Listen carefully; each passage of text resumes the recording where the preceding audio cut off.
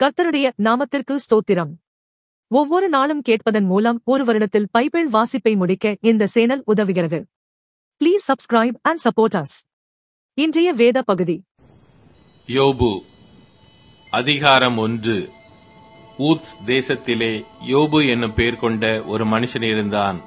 அந்த மனுஷன் உத்தமனும் சன்மார்க்கனும் தேவனுக்கு பயந்து பொல்லாப்புக்கு விலகுகிறவனுமாயிருந்தான். அவனுக்கு 7 குமாரரும் 3 குமாரத்திகளும் பிறந்தார்கள். அவனுக்கு 7000 ஆடுகளும் 3000 ஒட்டகங்களும் 500 ஏர் மாடுகளும் 500 கழுதைகளும் ஆகிய மிருக ஜீவன்கள் இருந்ததுமன்றி திரளான பணிவிடைக்காரரும் இருந்தார்கள். அதனால் அந்த மனுஷன் கிழக்கத்தி புத்திரர் எல்லாரிலும் பெரியவனாயிருந்தான். அவன் குமாரர் அவனவன் தன் நாளிலே தன் வீட்டிலே விருந்து செய்து தங்கள் 3 சகோதரிகளையும் தங்களோட போஜனம் பண்ணும்படி அழைப்பார்கள். விருந்து செய்கிற அவரவருடைய நாள் முறை முடிகிற போது யோபு, ஒருவேளை என் குமாரர் பாவம் செய்து தேவனை தங்கள் இருதயத்திலே தூஷித்திருப்பார்கள் என்று சொல்லி அவர்களை அழைத்தனுப்பி பரிசுத்தப்படுத்தி அதிகாலமே எழுந்து அவர்கள் எல்லாருடைய இலக்கத்தின்படியையும் சர்வாங்க தகன பலிகளை செலுத்துவான். இந்த பிரகாரமாக அந்நாட்களிலெல்லாம் செய்து வருவான். ஒரு நாள் தேவபுத்திரர் கர்த்தருடைய சந்நிதியில் வந்து நின்றபோது சாத்தானும் அவர்கள் நடுவிலே வந்து நின்றான். கர்த்தர் சாத்தானை பார்த்து, நீ எங்கே இருந்து வருகிறாய் என்றார்.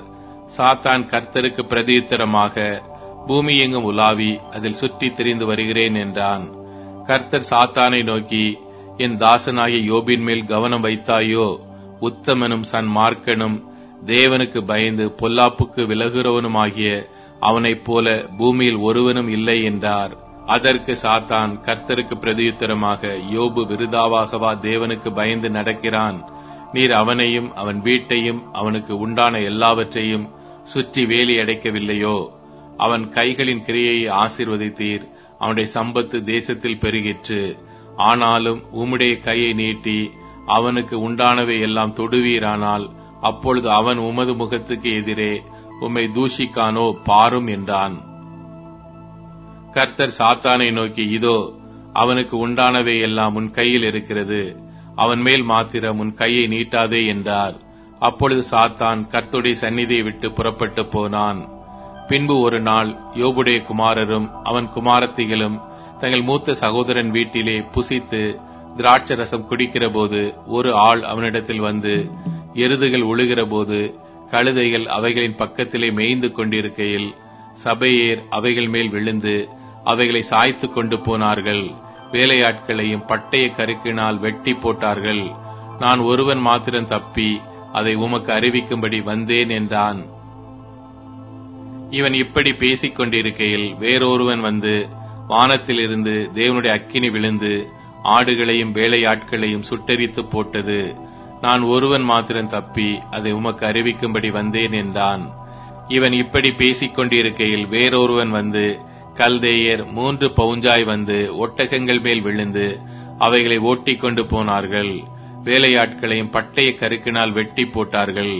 நான் ஒருவன் மாத்திரம் தப்பி அதை உமக்கு அறிவிக்கும்படி வந்தேன் என்றான். இவன் இப்படி பேசிக் கொண்டிருக்கையில் வேறொருவன் வந்து, உம்முடைய குமாரரும் உம்முடைய குமாரத்திகளும் தங்கள் மூத்த சகோதரன் வீட்டிலே புசித்து திராட்சரசம் குடிக்கிற போது வனாந்தர வழியாய் பெருங்காற்று வந்து அந்த வீட்டின் 4 மூலையிலும் அடிக்க அது பிள்ளைகளின் மேல் விழுந்ததினால் அவர்கள் இறந்து போனார்கள். நான் ஒருவன் மாத்திரம் தப்பி அதை உமக்கு அறிவிக்கும்படி வந்தேன் என்றான். அப்பொழுது யோபு எழுந்திருந்து தன் சால்வையை கிழித்து தன் தலையை சிரைத்து தரையிலே விழுந்து பணிந்து, நிர்வாணியாய் என் தாயின் கற்பத்திலிருந்து வந்தேன், நிர்வாணியாய் அவ்விடத்துக்கு திரும்புவேன். கர்த்தர் கொடுத்தார், கர்த்தர் எடுத்தார், கர்த்தருடைய நாமத்துக்கு ஸ்தோத்திரம் என்றான். இவை எல்லாவற்றிலும் யோபு பாவம் செய்யவும் இல்லை, தேவனை பற்றி குறை சொல்லவும் இல்லை. யோபு அதிகாரம் 2. பின்னொரு நாளிலே தேவபுத்திரர் கர்த்தருடைய சந்நிதியில் வந்து நின்றபோது சாத்தானும் அவர்கள் நடுவிலே கர்த்தருடைய சந்நிதியில் வந்து நின்றான். கர்த்தர் சாத்தானை பார்த்து, நீ எங்கே இருந்து வருகிறாய் என்றார். சாத்தான் கர்த்தருக்கு பிரதியுத்தரமாக, பூமி எங்கும் உலாவி அதில் சுற்றித் திரிந்து வருகிறேன் என்றான். அப்பொழுது கர்த்தர் சாத்தானை நோக்கி, நீ என் தாசனாகிய யோபின் மேல் கவனம் வைத்தாயோ? உத்தமனும் சன்மார்க்கனும் தேவனுக்கு பயந்து பொல்லாப்புக்கு விலகிறவனுமான மனுஷனாகிய அவனைப் போல பூமியில் ஒருவனும் இல்லை. முகாந்தரம் இல்லாமல் அவனை நிர்மூலமாக்கும்படி நீ என்னை ஏவின போதிலும் அவன் இன்னும் தன் உத்தமத்திலே உறுதியாய் நிற்கிறான் என்றார். சாத்தான் கர்த்தருக்கு பிரதியுத்தரமாக, தோலுக்கு பதிலாக தோலையும் தன் ஜீவனுக்கு பதிலாக தனக்கு உண்டான எல்லாவற்றையும் மனுஷன் கொடுத்து விடுவான். ஆனாலும் நீர் உம்முடைய கையை நீட்டி அவன் எலும்பையும் அவன் மாம்சத்தையும் தொடுவீரானால் அப்பொழுது அவன் உமது முகத்துக்கு எதிரே உம்மை தூஷிக்கானோ பாரும் என்றான். அப்பொழுது கர்த்தர் சாத்தானை நோக்கி, இதோ அவன் உன் கையில் இருக்கிறான், ஆகிலும் அவன் பிராணனை மாத்திரம் தப்ப விடு என்றார். அப்பொழுது சாத்தான் கர்த்தருடைய சந்நிதியை விட்டு புறப்பட்டு யோபின் உள்ளங்கால் தொடங்கி அவன் உச்சந்தலை மட்டும் கொடிய பருக்களால் அவனை வாதித்தான். அவன் ஒரு ஓட்டை எடுத்து தன்னை சுரண்டிக் கொண்டு சாம்பலில் உட்கார்ந்தான். அப்பொழுது அவன் மனைவி அவனை பார்த்து, நீர் இன்னும் உம்முடைய உத்தமத்தில் உறுதியாய் நிற்கிறீரோ? தேவனை தூஷித்து ஜீவனை விடும் என்றாள். அதற்கு அவன், நீ பைத்தியக்காரி பேசுகிறது போல பேசுகிறாய். தேவன் கையிலே நன்மையை பெற்ற நாம் தீமையையும் பெற வேண்டாமோ என்றான். இவைகள் எல்லாவற்றிலும் யோபு தன் உதடுகளினால் பாவம் செய்யவில்லை. யோபுடைய 3 சிநேகிதராகிய தேமானியனான எலிப்பாசும் சூகியனான பில்காதும் நாகமாத்தியனான சோப்பாரும் யோபுக்கு நேரிட்ட தீமைகள் யாவையும் கேள்விப்பட்டபோது அவனுக்காக பரிதபிக்கவும் அவனுக்கு ஆறுதல் சொல்லவும் ஒருவரோடே ஒருவர் யோசனை பண்ணிக்கொண்டு அவரவர் தங்கள் ஸ்தலங்களில் இருந்து வந்தார்கள். அவர்கள் தூரத்தில் வருகையில் தங்கள் கண்களை ஏறெடுத்து பார்த்தபோது அவனை உருத்தெரியாமல் சத்தமிட்டு அழுது அவரவர் தங்கள் சால்வையை கிழித்து வானத்தை பார்த்து தங்கள் தலைகள் மேல் புழுதியை தூற்றிக் கொண்டு வந்து அவன் துக்கம் மகா கொடிய துக்கம் என்று கண்டு ஒருவரும் அவனோடு ஒரு வார்த்தையும் பேசாமல் இரவு பகல் 7 நாள் அவனோடு கூட தரையிலே உட்கார்ந்திருந்தார்கள். யோவான் அதிகாரம் 19. அப்பொழுது பிலாத்து இயேசுவை பிடித்து வாரினால் அடிப்பித்தான். போர் சேவகர் முள்ளுகளினால் ஒரு முடியை பின்னி அவர் சிரசின் மேல் வைத்து சிவப்பான ஒரு அங்கியை அவருக்கு உடுத்தி, யூதருடைய ராஜாவே வாழ்க என்று சொல்லி அவரை கையினால் அடித்தார்கள்.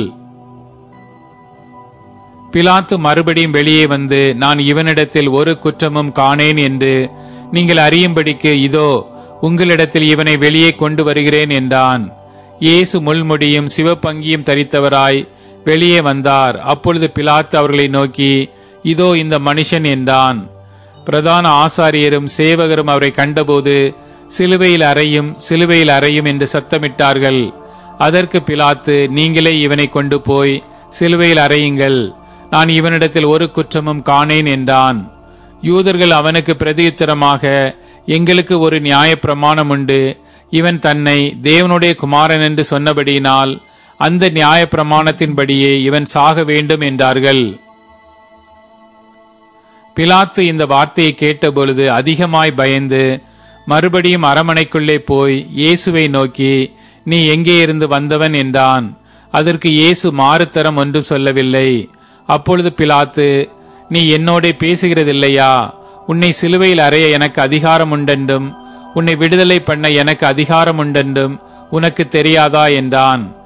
இயேசு பிரதியுத்தரமாக, பரத்திலிருந்து உமக்கு கொடுக்கப்படாதிருந்தால் என் மேல் உமக்கு ஒரு அதிகாரமும் இராது. ஆனபடியினாலே என்னை உம்மிடத்தில் ஒப்புக் கொடுத்தவனுக்கு அதிக பாவமுண்டு என்றார். அது முதல் பிலாத்து அவரை விடுதலை பண்ண வகை தேடினான்.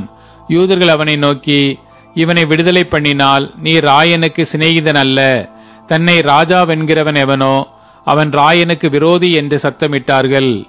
பிலாத்து இந்த வார்த்தையை கேட்டபொழுது இயேசுவை வெளியே அழைத்து வந்து தலவரிசைப்படுத்தின மேடை என்றும் எபிரேய பாஷையிலே கபத்தா என்றும் சொல்லப்பட்ட இடத்திலே நியாயாசனத்தின் மேல் உட்கார்ந்தான். அந்த நாள் பஸ்காவுக்கு ஆயத்த நாளும் ஏறக்குறைய 6 மணி நேரமுமாயிருந்தது. அப்பொழுது அவன் யூதர்களை நோக்கி, இதோ உங்கள் ராஜா என்றான்.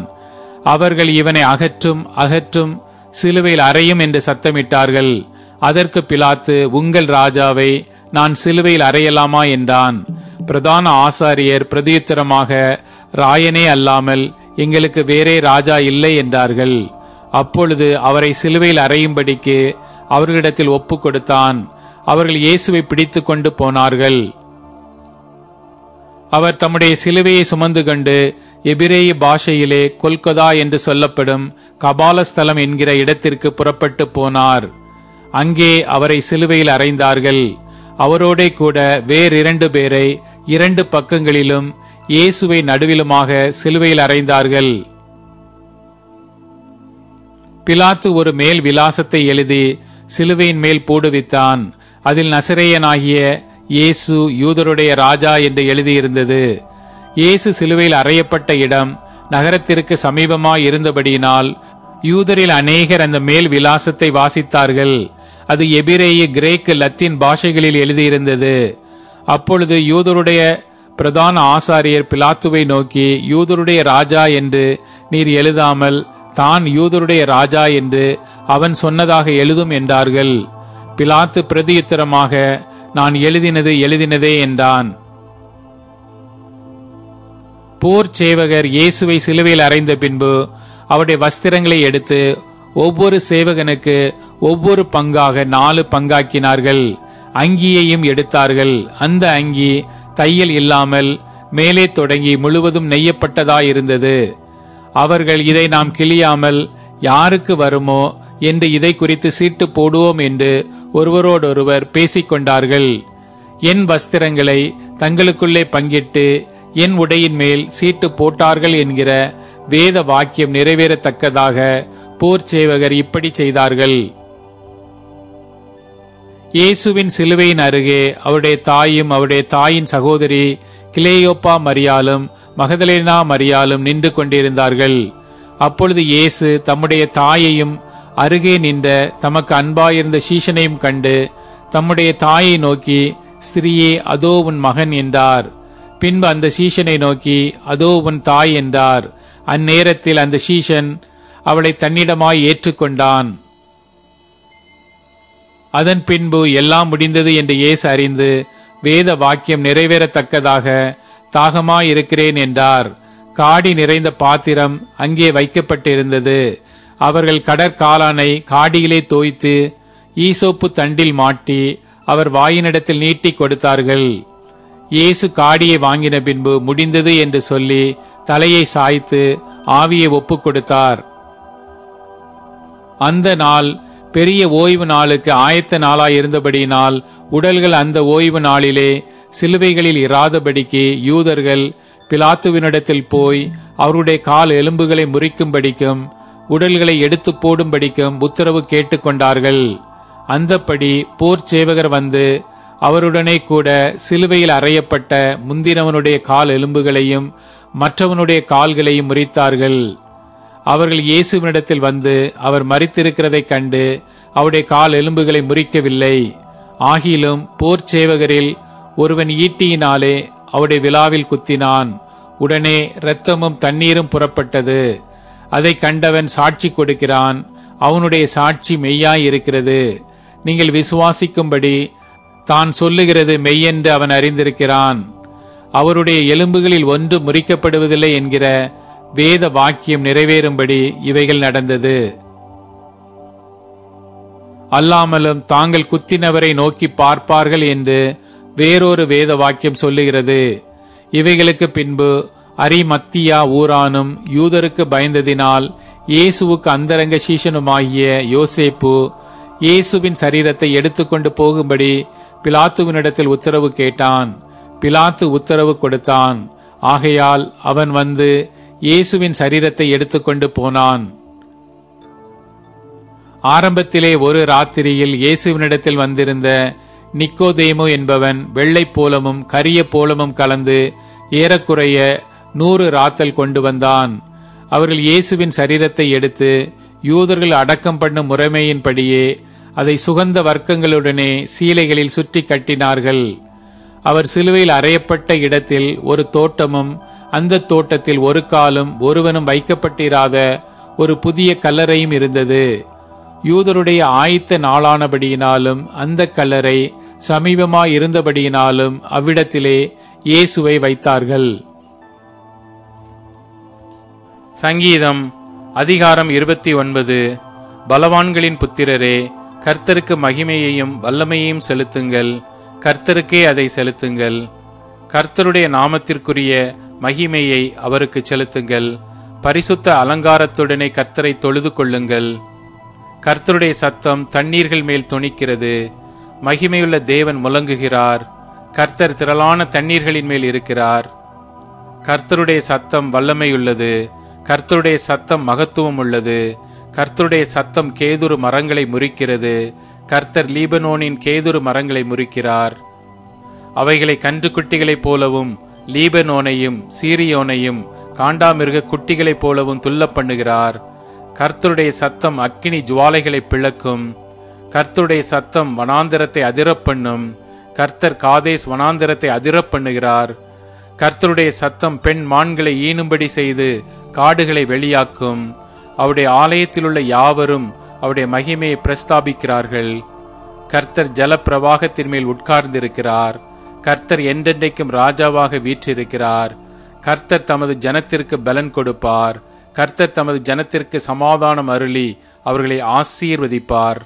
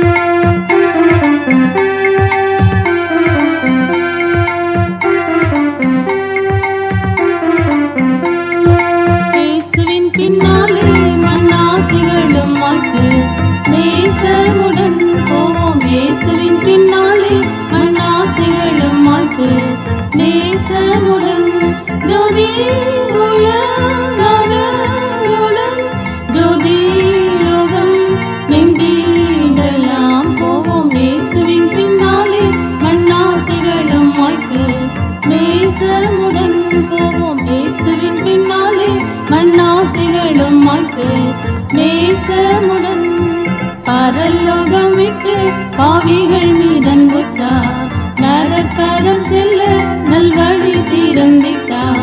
பராபரன் ஜோதி உயர்ந்தனுடன் ஜோதி லோகம் நின்றிடலாம் போவோம் இயேசுவின் பின்னாலே மண்ணாசைகளும் மாய்த்து நேசமுடன் போவோம் இயேசுவின் பின்னாலே மண்ணாசைகளும் மாய்த்து நேசமுடன் பாவங்களை நீக்கி பரிகரிக்க என்னை பாவக்கோலமாகி பரனின் சூதன் தன்னை மாய்த்தனரே ஜோதி உயர்ந்தனுடன் ஜோதி லோகம் நின்றிடலாம் போவோம் இயேசுவின் பின்னாலே மண்ணாசைகளும் மாய்த்து நேசமுடன் போவோம் இயேசுவின் பின்னாலே மண்ணாசைகளும் மாய்த்து நேசமுடன் பரிசுத்தராக பாரிலும் ஒன்று கூடி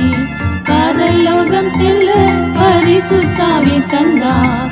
மா அன்புதான் ஜோதி உயர்ந்தனுடன் ஜோதி லோகம் நின்றிடலாம் போவோம் இயேசுவின் பின்னாலே மண்ணாசைகளும் மாய்த்து நேசமுடன் போவோம் இயேசுவின் பின்னாலே மண்ணாசைகளும் மாய்த்து நேசமுடன்.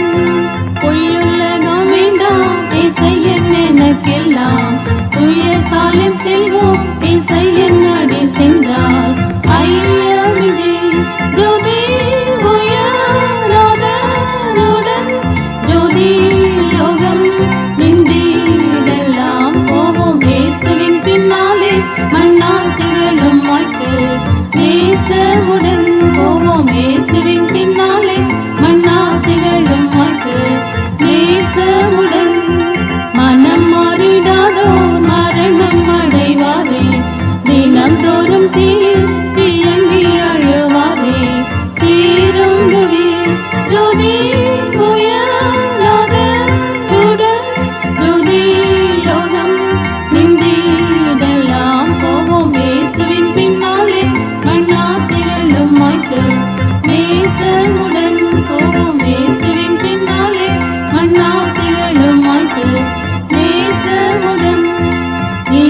நித்திய சுத்தம் இருந்திடில் நித்தம் வரும் நாளில் இயேசு நாம் வானில் ஒன்று கூடி வாழ்ந்திடலாம் ஜோதி ஓய நாதனுடன் ஜோதி லோகம் நின்றிடலாம் போவோம் இயேசுவின் பின்னாலே மண்ணாசைகளும் மாய்த்து நேசமுடன் போவோம் இயேசுவின் பின்னாலே மண்ணாசைகளும் மாய்த்து நேசமுடன்.